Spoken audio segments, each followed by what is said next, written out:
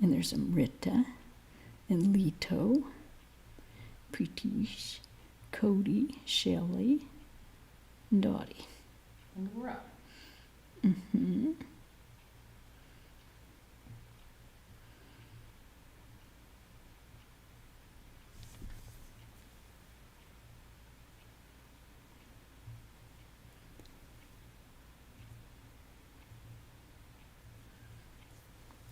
Well, good afternoon to everyone, and we're here for the Gospel of Sri Ramakrishna.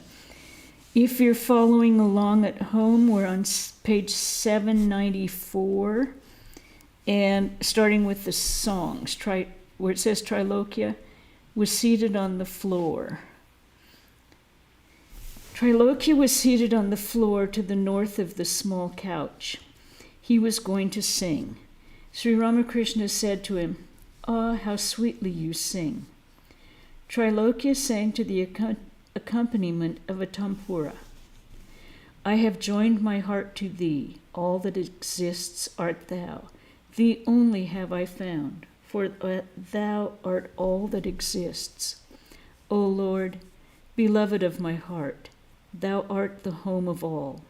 Where indeed is the heart in which thou dost not dwell?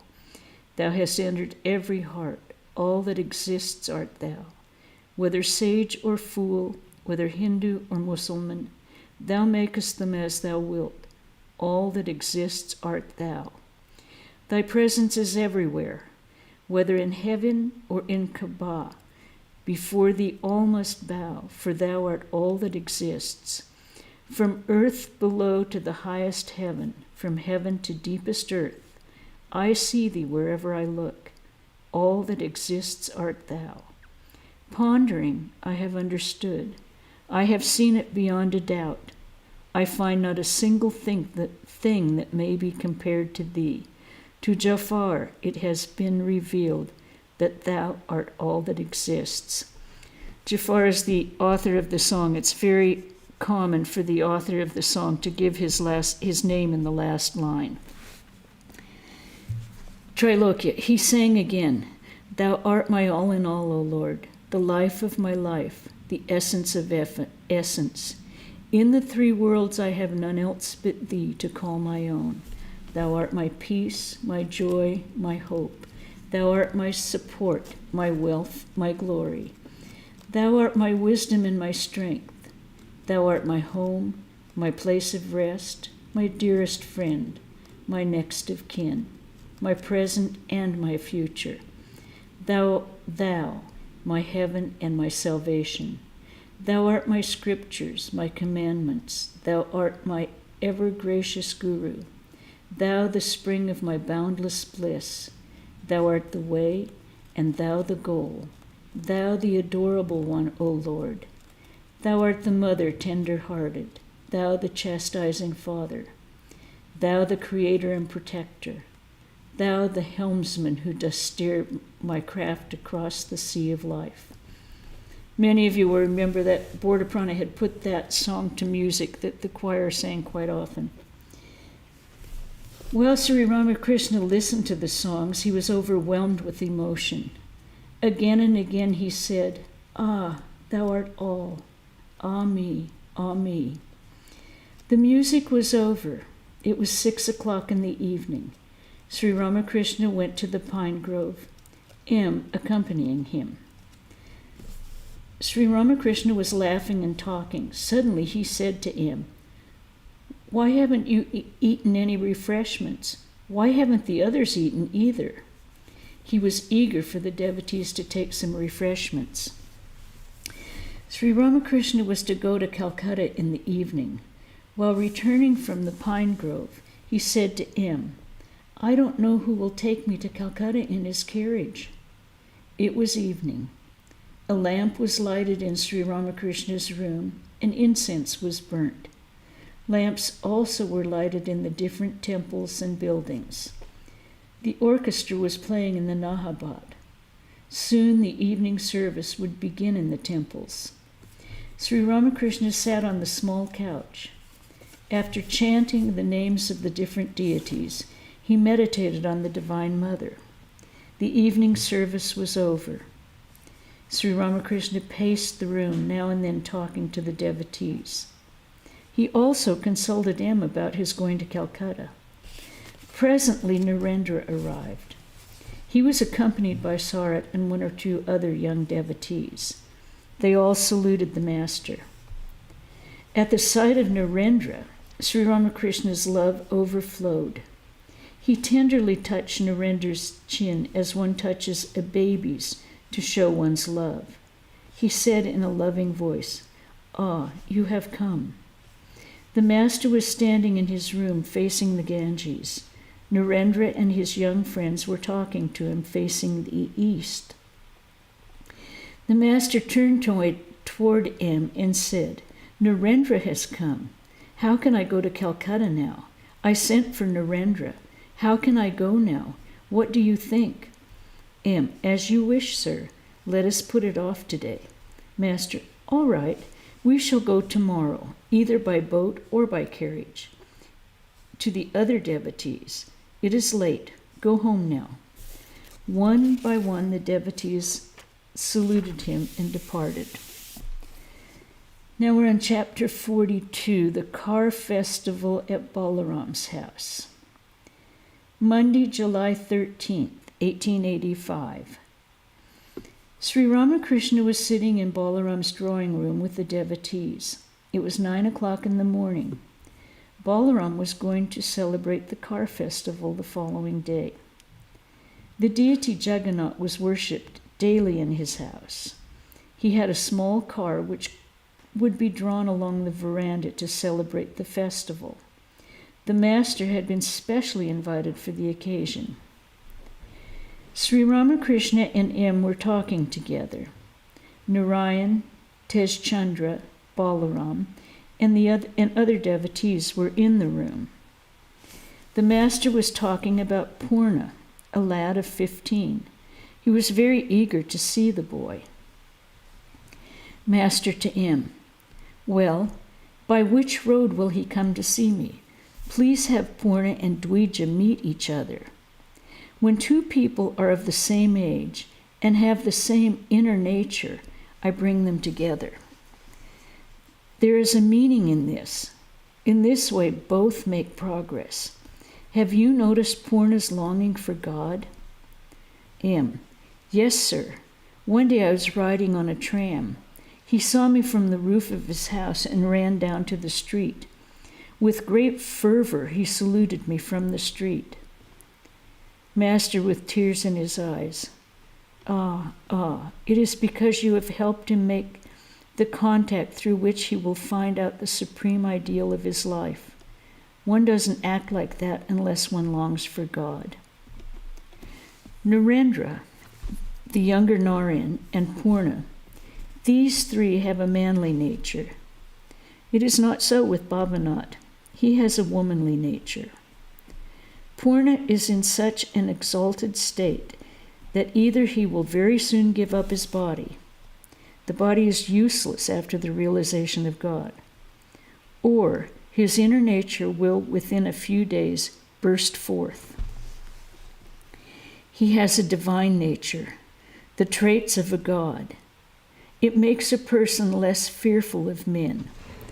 If you put a garland of flowers round his neck, or smear his body with sandal paste, or burn incense before him, he will go into samadhi, for then he will know beyond the shadow of a doubt that Narayana himself dwells in his body, that it is Narayana who has assumed the body. I have come to know about it.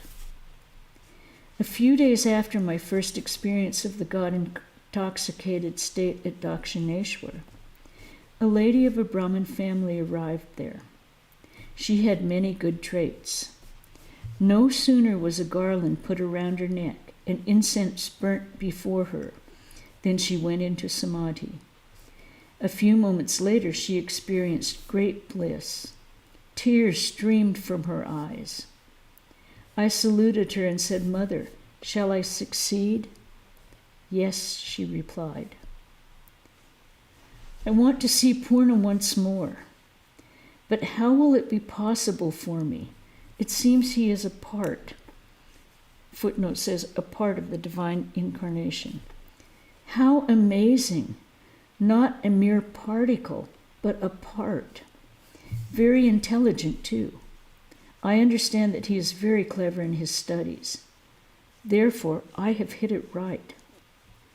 By dint of austerity, a man may obtain God as his son. By the roadside on the way to Kamarpukur is Ranjit Raya's lake. Bhagavati, the Divine Mother, was born as his daughter.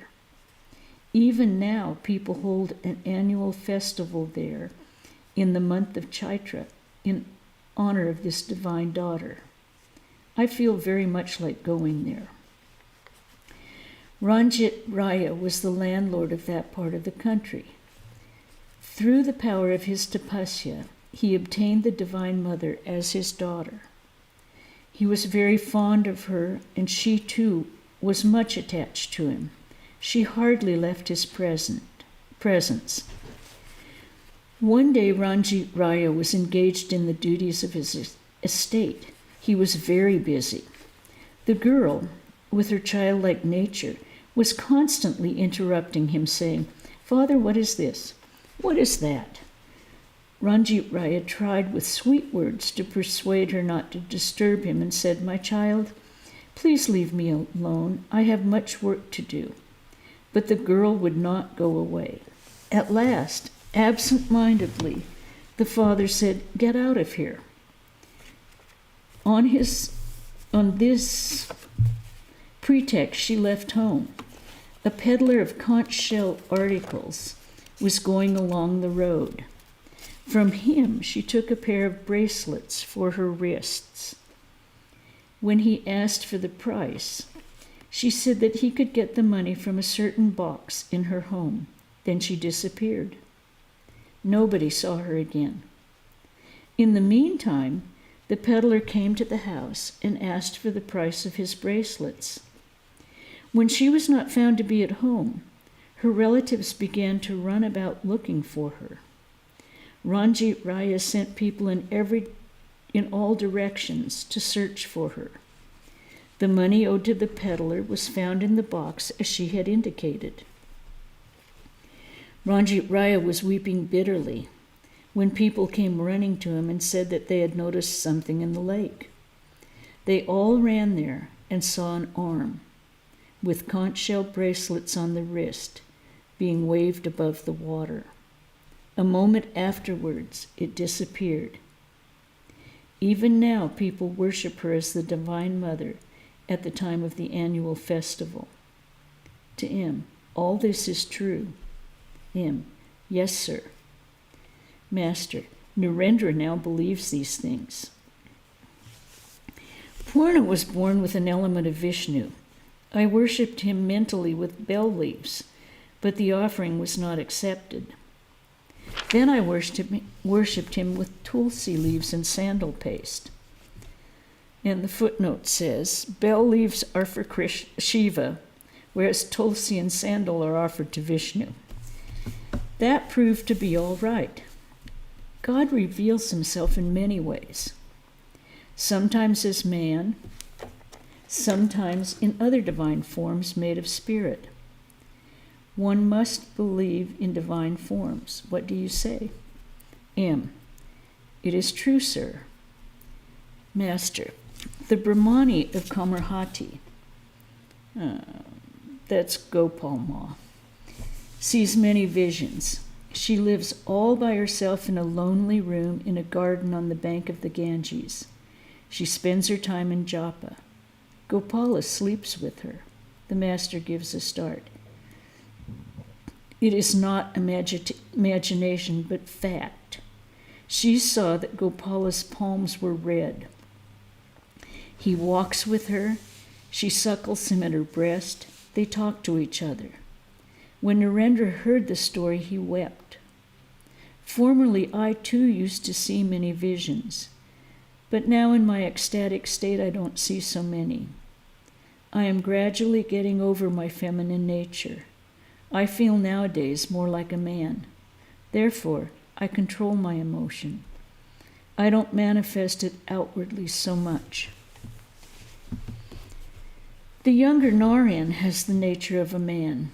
Therefore, in meditation, his mind completely merges in the ideal. He does not show emotion. Nitya Gopal has a feminine nature. Therefore, while he is in a spiritual mood, his body becomes distorted and twisted. It becomes flushed. To him, well, people renounce grain by grain, but what a mood these youngsters are in. Binod said, I have to sleep with my wife. That makes me feel very bad. It is bad for an aspirant to sleep with his wife, whether he has intercourse with her or not. There is the friction of the body and also the physical warmth. What a state Dvija is passing through. In my presence, he only sways his body and fixes his glance on me. Is that a trifling thing? If a man gathers his whole mind and fixes it on me, then indeed he achieves everything. But what am I? It is all he. I am the machine and he is the operator. It is God alone who exists in this, meaning his body. That is why so many people are feeling more and more attracted to it.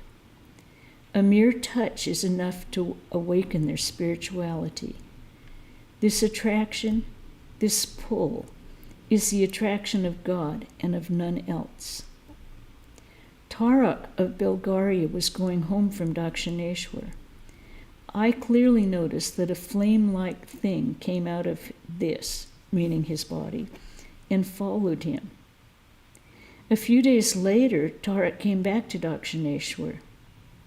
In a state of samadhi, he who dwells in this body placed his foot on Tarak's chest. Well, are there more youngsters like these? M. Mohit is very nice. He came to you once or twice. He is studying enough books to pass 2 university exams. He has great longing for God. Master, that may be, but he doesn't belong to a higher plane. His physical traits are not so good. He has a puggish face. But these other youngsters belong to a higher plane. Many troubles and worries follow in the wake of a birth in a physical body. Further, if a person is cursed, he may have to be born 7 times. Oh dear. One must be very careful.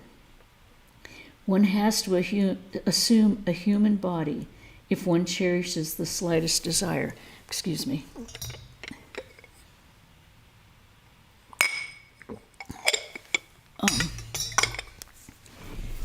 A devotee. What are the desires of those who are incarnations of God? Master, smiling. I find that I have not got rid of all my desires. Once I saw a holy man with a shawl, and I too wanted to put on one like it. Even now I have that desire. I don't know whether I shall have to be born again for it. Balaram, smiling. Then will you be born again just for a shawl? All laugh. Master, smiling. One has to keep a good desire so that one may give up the body meditating on it. There are 4 holy places for the sadhus to visit. They visit 3 and leave 1 out. Many of them leave out Puri, the place of Jagannath, so that they can give up their bodies meditating on Jagannath. A man dressed in an ochre robe entered the room and greeted the master.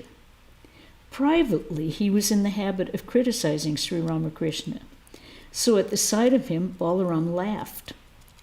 Sri Ramakrishna could read a man's mind. He said to Balaram, "Never mind, let him say I am a cheat."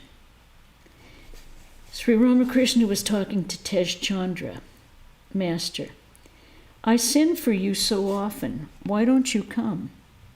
If you practice meditation and prayer, it will make me happy. I look on you as my own. That is why I send for you. Teshchandra, Sir, I have to go to the office. I'm very busy with my duties. M, smiling, there was a marriage ceremony at his home and he got leave from his office for 10 days. Master, well, well. You say you have no leisure. You told me just now that you were going to renounce the world. Narayan, M said to us one day that this world is a wilderness. Master to M, please tell them that story of the disciple who became unconscious after taking the medicine. His teacher arrived at the house and said he would revive if someone else swallowed a pill that he would prescribe. The disciple would get back his life, but the man who swallowed the pill would die. Please tell the other one, too, of the Hatha Yogi who thought that his wife and children were his very own, and who feigned death with his limbs stretched out. It will do them good to hear those stories. It was noon. Sri Ramakrishna partook of the food that had been offered to the family deity, Jagannath. The master often used to say that the food at Balaram's house was very pure. Afterwards, he rested a while.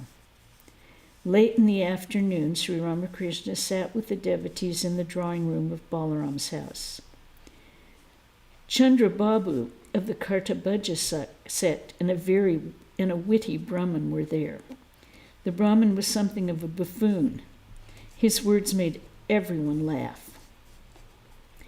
About 6 o'clock, Girish's brother Atul and Tej Chandra's brother arrived. Sri Ramakrishna was in samadhi.